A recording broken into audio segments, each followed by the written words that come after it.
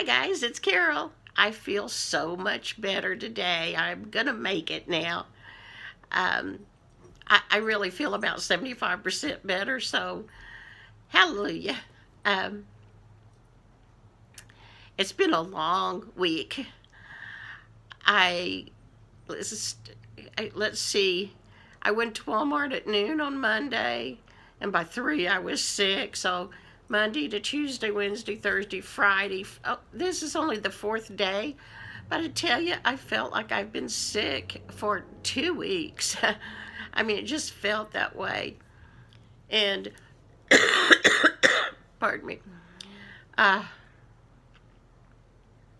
it just was not pleasant at all. I never had such body aches, and every joint in my body hurt, and so sick. I couldn't eat all week. I still haven't had anything but 2 bagels, and I've lost 5 pounds this week. I don't suggest this as a diet, um, but I'm doing good. I'm going to be okay. I I know y'all think I'm crazy because I didn't go to the doctor, even though Casey was diagnosed with the flu, and we have exactly the same symptoms. The only difference between me and her is she also has a sore throat, and my throat doesn't hurt. But we're both getting over it about the same time. We're both about at the same spot. We are just still exhausted.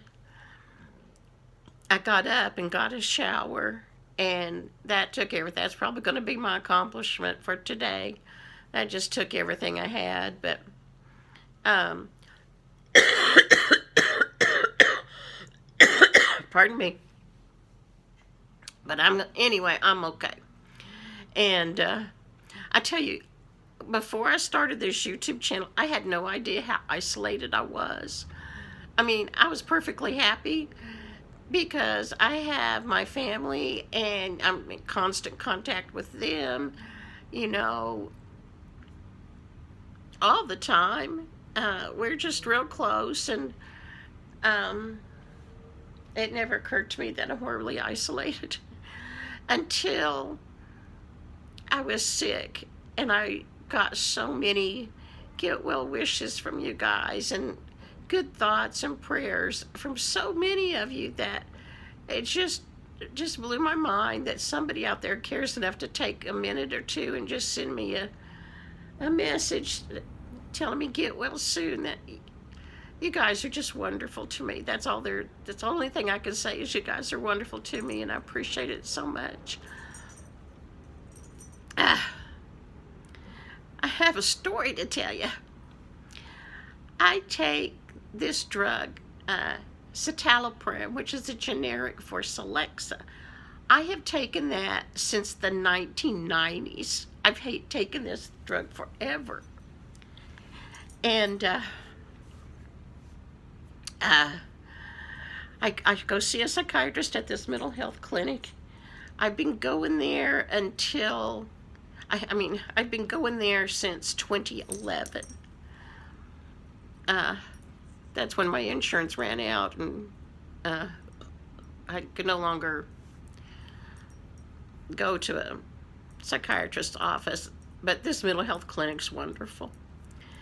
And anyway, they have numerous psychiatrists there that they all have their own practice, and they all just like work 1 day a week or something. But they change a lot. A lot of psychiatrists leave town, move away. Pardon me. So I've seen, I don't know how many psychiatrists in the 9 years I've been going there. And now I currently see a doctor who practices in Dallas. I live 6 hours away from Dallas. But I go to the clinic, and it's like a teleconference. I see her on a TV screen. She can see me. And she just automatically sends the prescriptions straight to the pharmacy. I've never had a problem. Well, Let me grab my bottle here. I last filled this on January 23rd, which ironically is the day I saw the doctor. I saw my psychiatrist on that day, and she should have sent in refills for my medicine. So February 23rd came, and I tried to refill this. I didn't do it exactly on the 23rd because I'm always like a week ahead. I'm always like a week behind. I guess that's what I mean. And actually, I should have refilled this on the 23rd, but I've still got like 4 or 5 pills in there. It's it's not critical. But anyway, when my Social Security check came, I put in a thing to refill all my medicines because I do everything that has to be done for the month. I do when, the day that check comes for the whole month, as much as I can. So, and I just do it on my phone, click on refill, and I get an email from Walmart saying, you have no prescription, your prescription ran out, and you don't have another prescription. That one hasn't been called in. So I'm thinking, what the heck? So now I go to this mental health clinic for low-income people. I can't call the doctor. She's in Dallas, but even if it were one of the psychiatrists here, you can't call and talk to them. But I have a caseworker there.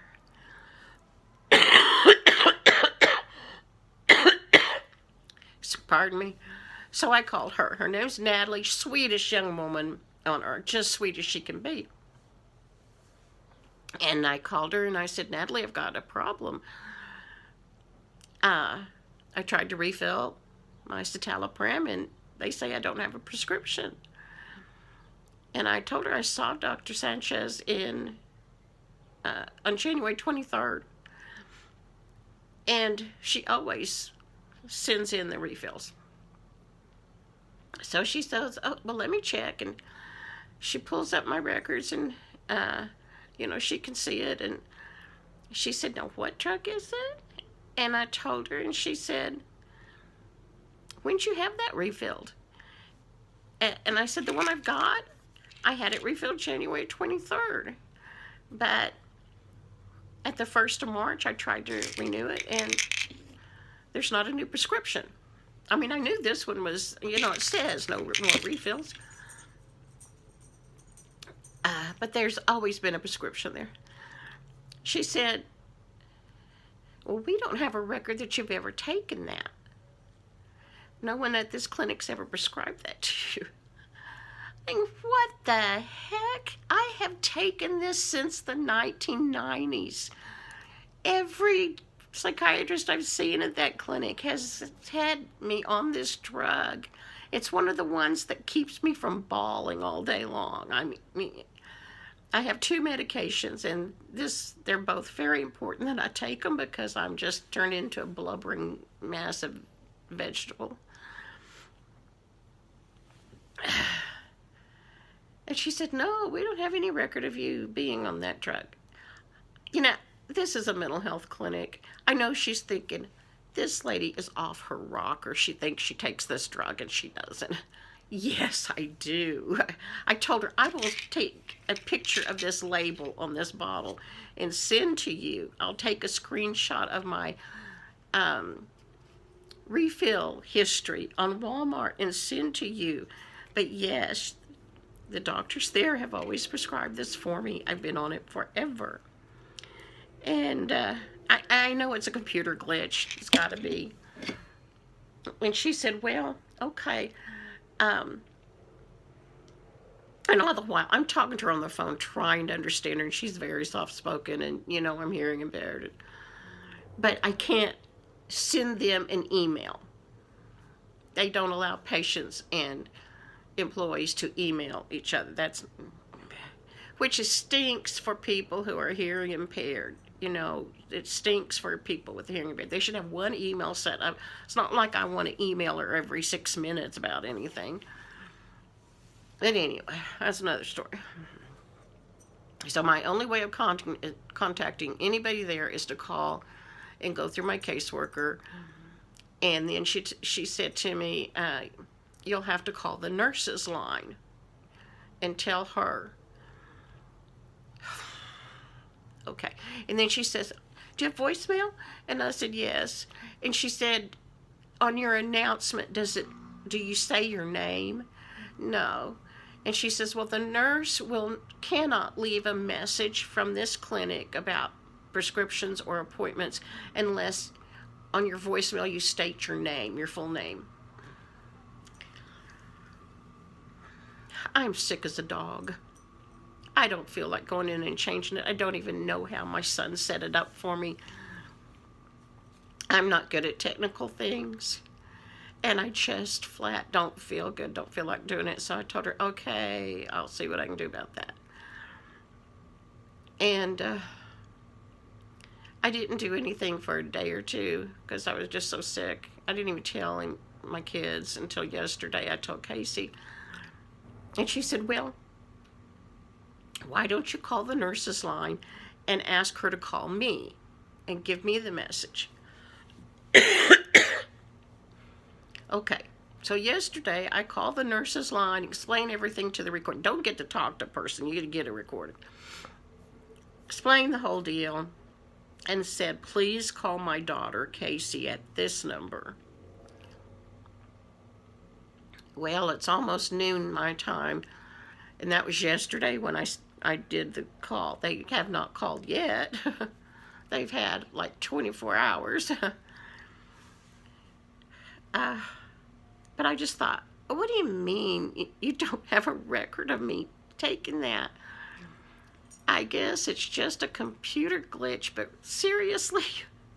Oh my gosh. Well, my headache had gone away, and I took a shower, and that took out all the energy I have for today, and now my headache's back.